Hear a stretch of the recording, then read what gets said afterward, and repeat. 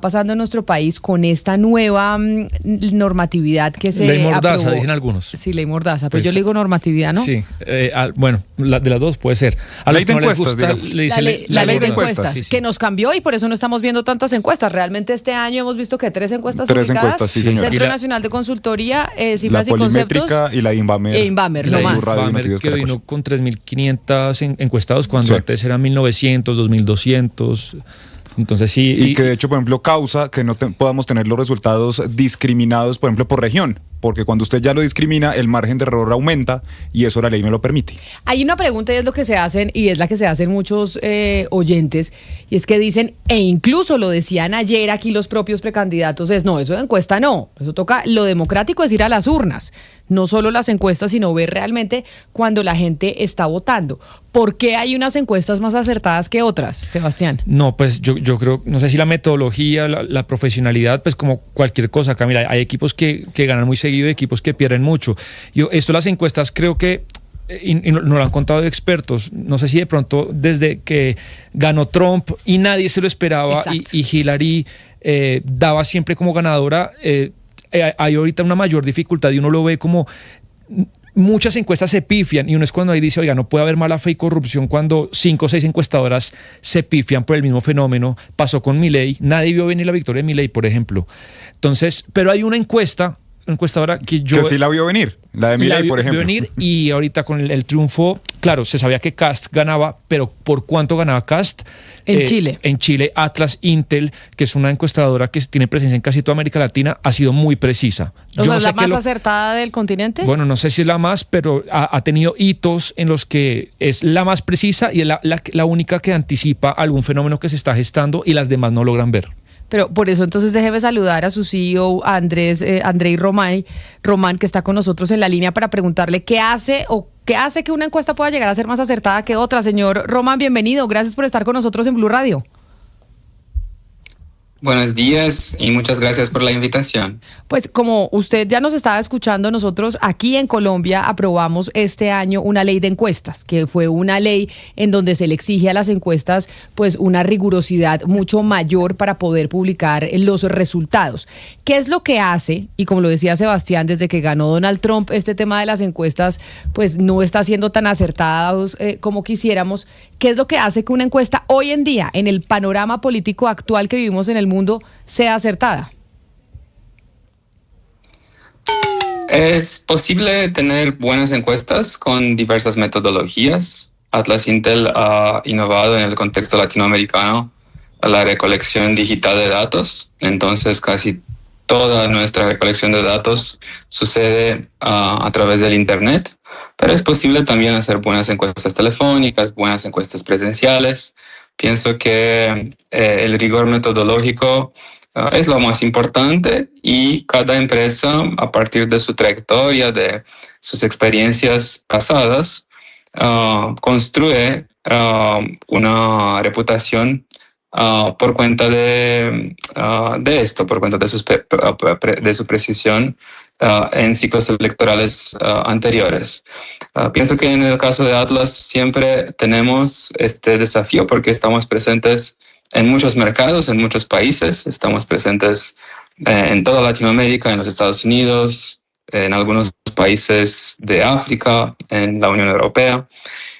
Y por cuenta de esto también tenemos casi todo el fin de semana alguna elección en algún lugar del mundo y a partir de estas experiencias siempre aprendemos alguna cosa y siempre tenemos la oportunidad de mejorar nuestro método, de tener todo tipo de evento inesperado o de fenómeno inesperado y a partir de esto incorporar en nuestros mecanismos, en nuestra metodología, ajustes para que nuestra precisión sea todavía mejor.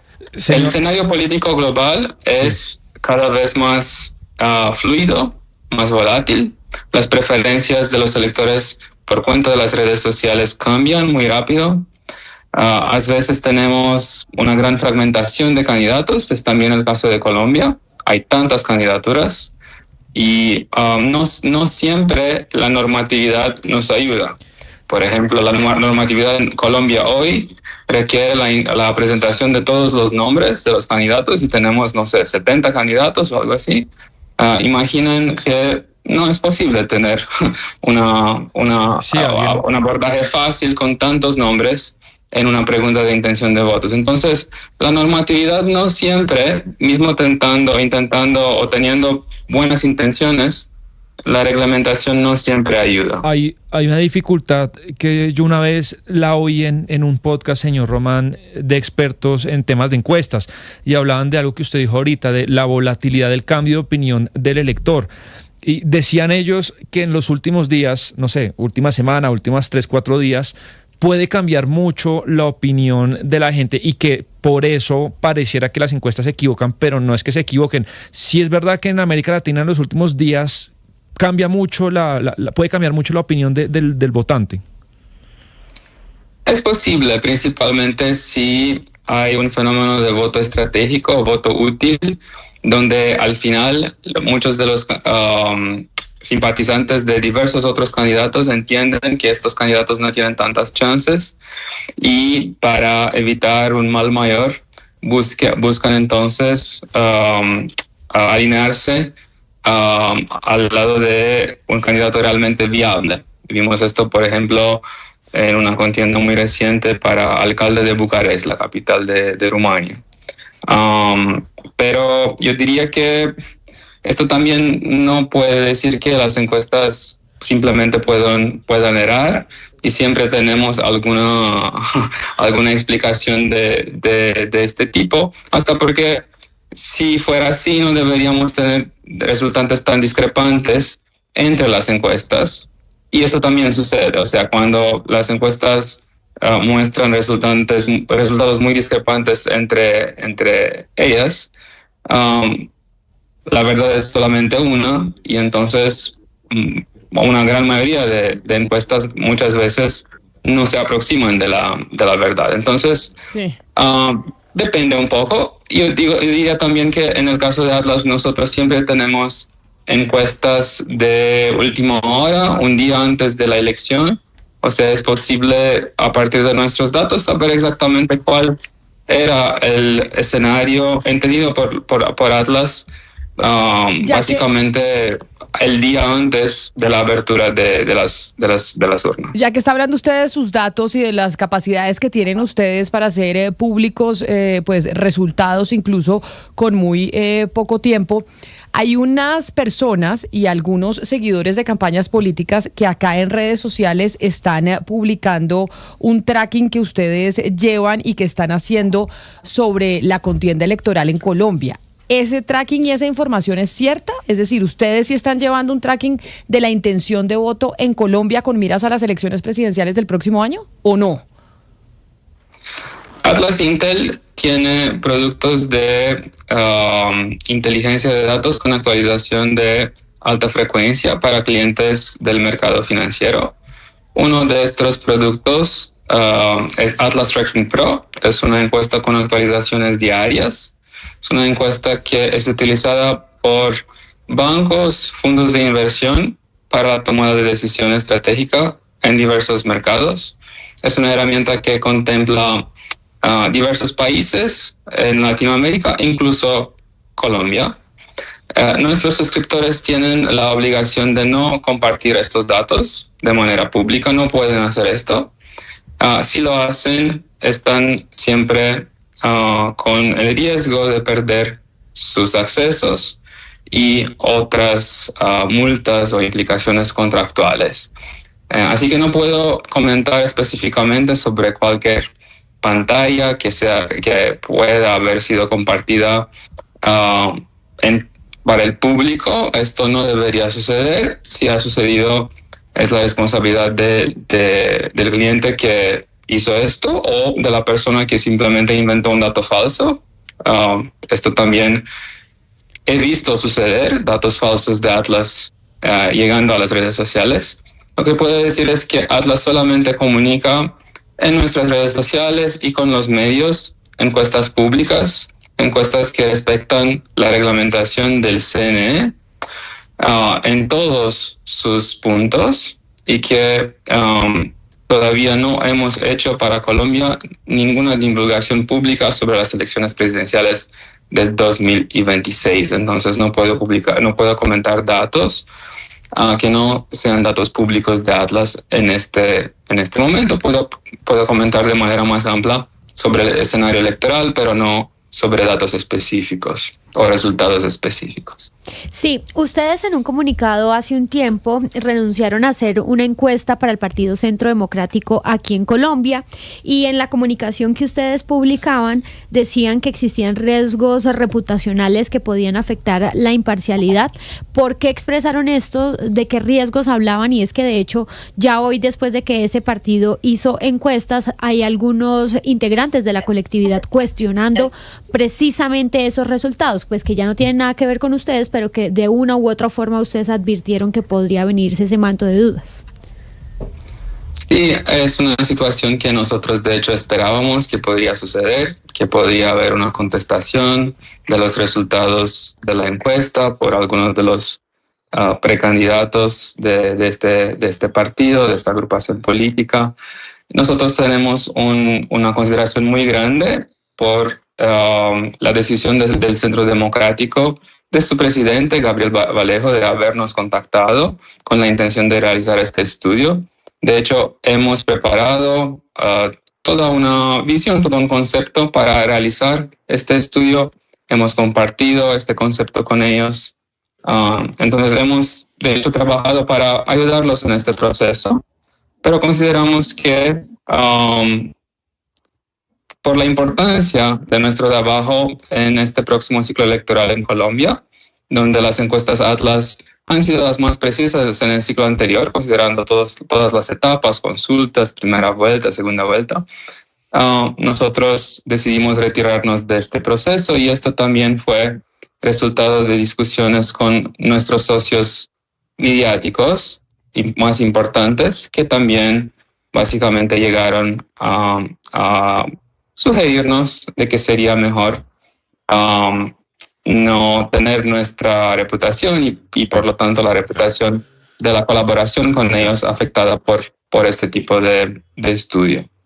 Don Andrei, hace 10 años tal vez el voto vergonzoso estaba mucho más presente que en la actualidad por la polarización, sobre todo con la llegada de Donald Trump y de candidatos que se acercan mucho a esa línea radical de un lado y de otro. Le pregunto, ¿usted cree que la gente hoy es más sincera a la hora de hablar de por quién va a votar, amén de que su candidato pueda tener ideas, repito, tan radicales de izquierda o de derecha? Esto es básicamente más un efecto del método. Si hay una interacción humana en el momento de la entrevista, sea por teléfono, sea en una entrevista en la calle, puede existir alguna timidez, alguna automoderación del respondiente para no generar una situación de tensión psicológica, de cualquier tipo de conflicto con la persona que está realizando la entrevista. Como en nuestro caso la recolección de datos es principalmente una recolección digital, no hay cualquier tipo de contacto humano y por lo tanto no consideramos que hay cualquier efecto de shy voter en nuestras encuestas. Esta es también una explicación por quizás haber tenido resultados mucho más precisos justamente en ciclos electorales donde se especuló de que este fenómeno puede haber impactado negativamente la gran mayoría de las otras encuestas, como por ejemplo en las dos elecciones en las últimas dos elecciones donde Donald Trump participó en los Estados Unidos, tanto ahora con la victoria sobre la Kamala Harris y la elección anterior donde mismo perdiendo para Joe Biden, Trump superó en mucho las expectativas sobre su desempeño. Andrei, se habla mucho del famoso péndulo en América Latina en este año. Por ejemplo, Chile ganó José Antonio Kast pasando a la derecha, ganó Rodrigo Paz en Bolivia, y el otro año tenemos elecciones no solo en Colombia, sino que también habrá elecciones en Perú, va a haber elecciones presidenciales también en Brasil. ¿Ustedes cómo ven esto? ¿Va a seguir este péndulo? Es decir, ¿ven probable que Brasil, por ejemplo, pase a la derecha? Actualmente está Luis Ignacio Lula da Silva. ¿Qué va a pasar en Perú? ¿Cómo ven Colombia? De mi punto de vista, esta discusión sobre el péndulo es más resultado de coincidencias entre los contextos nacionales que de realmente un fenómeno que alcanza a todos los países al mismo tiempo. No veo esto con tanta claridad de que la derecha está sistemáticamente más fuerte en todo el continente. Los candidatos y sus atributos son muy importantes. El rechazo y la intensidad del rechazo a las figuras que llegan a la segunda vuelta muchas veces define una elección. En el caso de Chile, decidió las dos últimas. La intensidad del rechazo a Kast era tremenda en la elección anterior en Chile, y ahora lo que definió la elección fue el rechazo a la candidata del Partido Comunista en un contexto de gran desaprobación del gobierno de Boric. Yo diría que probablemente en Colombia también tendremos que ver, que analizar los niveles relativos de rechazo de los candidatos que llegarán a la segunda vuelta, si realmente la polarización venga y tenemos entonces un candidato de la izquierda dura y un candidato radical de derecha en la segunda vuelta. Probablemente lo que definirá la elección será esta comparación de rechazos relativos, y esto generalmente cuando sucede indica una contienda bastante disputada, o sea, una diferencia no tan grande entre los dos. Siendo la diferencia chica, la discusión sobre el péndulo me parece que no es tan valiosa o útil para el contexto de Colombia. Pues don Andrei Román, CEO de Atlas Intel, esta encuestadora que además está registrada en Colombia desde hace un par de años. Gracias por estar aquí con nosotros, hablarnos de las encuestas, que claro que en Colombia cambiaron mucho después de esa ley de encuestas y que generan pues un impacto con miras a lo que va a pasar con las elecciones presidenciales del próximo año. A usted gracias por haber estado aquí con nosotros. Muchas gracias por la invitación. Oiga, Camila, mire, en Chile tuvieron un desafío tremendo las encuestadoras, porque acuérdese que ahí llegaron con el voto obligatorio y estas elecciones, digamos, metieron a un montón de gente que no tenía que votar antes y que tuvo que votar, y que fue muy difícil definirle el perfil, no sabían qué tipo de votante era y hacia dónde iba, así que pues ahí sí se les da un punto importante a estos encuestadores, porque realmente atinaron con este desafío. En Colombia, ¿cuál puede ser el desafío? Pues uno, lo primero es entender que estamos bajo el primer gobierno de izquierda, aunque esto sea cuestionado pues por muchísimas líneas políticas, ideológicas, analistas, pero digamos que podríamos decir que estamos ante el primer gobierno de izquierda, y cuál va a ser la reacción frente a estos 4 años de los ciudadanos. Me parece que eso va a ser importante analizarlo en estas elecciones que vienen, o si se va a seguir con la línea que han seguido Latinoamérica, con un Bukele, con un Milei, incluso con el mismo Donald Trump, que han sido personajes que se han salido de los partidos tradicionales, en este caso de derecha, y han llegado a cautivar a un público, porque eso es lo que han hecho básicamente estos personajes outsiders, que en este caso pues vendría siendo Abelardo de la Espriella. Me parece que son como varias preguntas y contextos diferentes a los latinoamericanos como el chileno, pues que tenían este desafío de los votantes nuevos que tenían voto obligatorio en estas elecciones. Mire, ya que usted menciona a Abelardo de la Espriella, yo le preguntaba a este señor que es el CEO de Atlas Intel sobre ese tracking que están compartiendo algunas campañas políticas en redes sociales, y es precisamente la campaña de Abelardo de la Espriella, no sé si directamente la campaña de él, pero sí seguidores del candidato que publican este tracking de Atlas Intel, en donde dicen que él va liderando en la intención de voto, y de hecho creo que él incluso lo menciona. Es importante lo que nos respondió el señor Román, porque él dice: nosotros tenemos muchos productos que les vendemos a las empresas, pero eso no se puede publicar, y si se publica hay una sanción de nuestra parte, porque obviamente obviamente ellos no tienen la capacidad de estar publicando eso por la ley de encuestas. Entonces ahí sí habría que hacerle un llamado a las campañas, a los seguidores, y es, ojo, acá tenemos que jugar todos con las mismas reglas y no empezar a filtrar cosas que se sabe que no se pueden y que la misma encuestadora, que nos lo dijo el señor Román, no lo permite. Pues las encuestadoras, Camila, están ganando más plata ahorita en Colombia que antes. Y esto me lo dijo un gerente de una de las encuestas que llamé el otro día para preguntarle cómo les ha ido.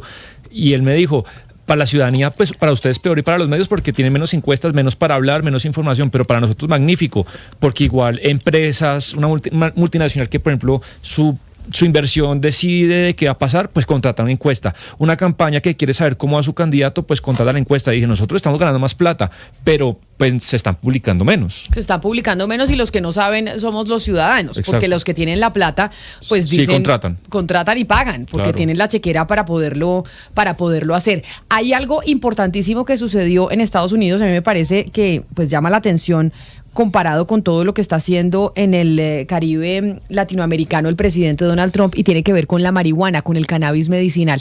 Vamos a hacer una pausa y vamos a contarles una noticia porque pues el cannabis medicinal del que tanto hemos venido hablando aquí en Colombia